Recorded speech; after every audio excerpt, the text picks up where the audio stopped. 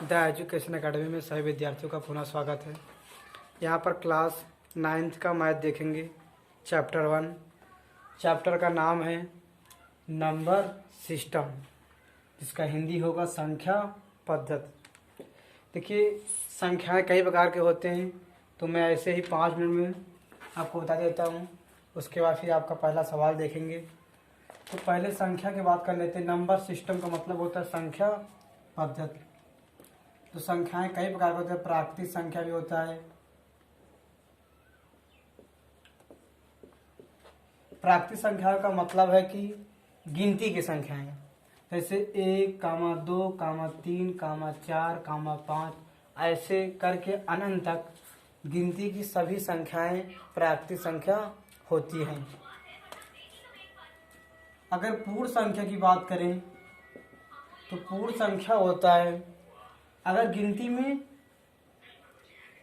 गिनती की संख्याओं में अगर शून्य को सम्मिलित कर लिया जाए, किसे? शून्य को, तो वो पूर्ण संख्या हो जाएगी। जैसे हम कहेंगे यहाँ पर 0, 1, 2, 3, 4, 5 ऐसे अनंत तक। तो कई सारी संख्याएं होती हैं। तो पहला सवाल जो आपका है, कह रहा है क्या शून्य एक परिमेय संख्या है? तो पहले परिमेय संख्या ही समझ लेते हैं हम, उसके बाद फिर पहला सवाल देखते हैं कि टाइम का अभाव है। तो परिमेय संख्या मतलब क्या होता है समझ लेते हैं। परिमेय संख्या का मतलब होता है P/Q। वे संख्याएं जिन्हें हम P/Q के रूप में व्यक्त कर लेंगे वो परिमेय होंगी, और जिन्हें नहीं व्यक्त कर पाए क्या होंगे? अपरिमेय। परंतु याद रखिएगा, Q is not equal to 0। Q बराबर 0 नहीं होना चाहिए। अगर Q बराबर 0 हुआ तो अपरिमेय हो जाएगा। जैसे हम देखेंगे यहाँ पर, जैसे हम समझ लेते हैं यहाँ पर P का मान ले लेते हैं 4 और Q का मान लेते हैं 3। ये 4/3 एक परिमेय संख्या है, लेकिन जैसे ही अगर हम लिखें 4/0 तो 0 से भाग या 0 से भाग आप 4 में देंगे, इसका आंसर जो अपरिभाषित आएगा, इसलिए क्या हो जाएगा? अपरिमेय। क्या हो जाएगा? अपरिमेय। तो पहला सवाल हम स्टार्ट करते हैं। पहला सवाल आपका है, क्या शून्य एक परिमेय संख्या है? क्या इसे आप P/Q के रूप में लिख सकते हैं? P और Q पूर्णांक, Q is not equal to 0। ये सवाल आपका है। तो आप फिर से एक बार देख लीजिए पुनः।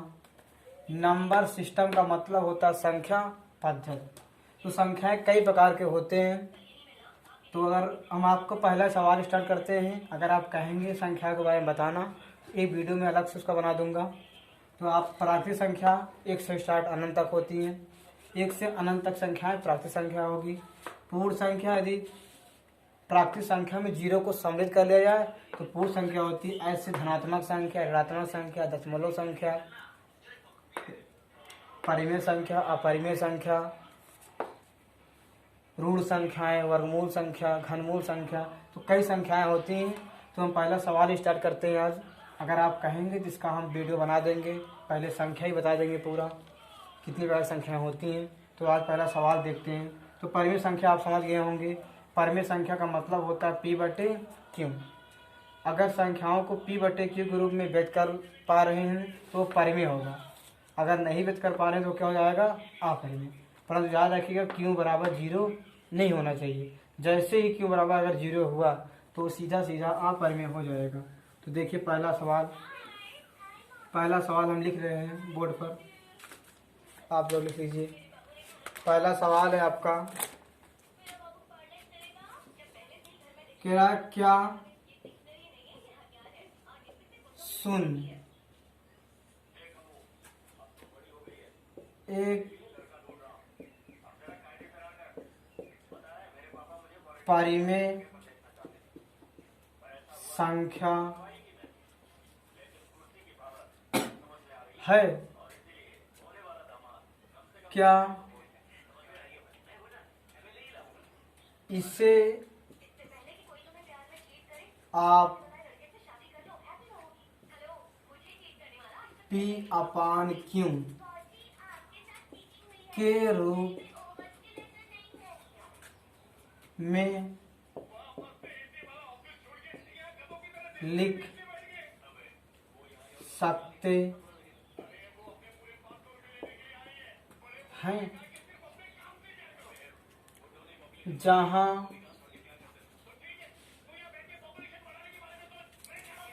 P और Q पूर्णांक हैं। P और Q पूर्णांक हैं। Q is not equal to 0। पहला सवाल आपका है, क्या शून्य एक परिमेय संख्या है? क्या इसे आप P बटे Q के रूप में लिख सकते हैं, जहां P और Q पूर्णांक हैं? Q is not equal to 0। देखिए, क्या शून्य एक परिमेय संख्या है? देखिए, शून्य एक परिमेय संख्या होगा, कब होगा? शून्य परिमेय संख्या भी है, अपरिमेय भी है। मान लेते हैं P बटे Q लिखा गया है। अगर P का मान ले लेते हैं 0 और Q का मान ले लेते हैं 4, तो ये संख्या जो होगा परिमेय होगा। क्या होगा? परिमेय। परंतु अगर हम Q बराबर 0 लेंगे तो अपरिमेय हो जाएगा। लेकिन सवाल में कहा है कि Q बराबर 0 नहीं लेना है। क्या शून्य एक परिमेय संख्या है? क्या इसे आप P बटे Q के रूप में लिख सकते हैं, जहां P और Q पूर्णांक हैं? तो हम यहाँ लिखेंगे, इसका फाइनल आंसर लिखेंगे, हाँ शून्य एक परिमेय संख्या है। इसे हम P बटे Q के रूप में लिख सकते हैं। हाँ, शून्य एक परिमेय संख्या है, इससे हम P बटे Q के रूप में लिख सकते हैं। जैसे हम लिखेंगे, P और Q पूर्णांक का मतलब प्लस भी हो सकता है, माइनस भी हो सकता है, और 0 से सम्मिलित होगा, 0 से जुड़ा रहेगा। तो यहाँ लिखेंगे हम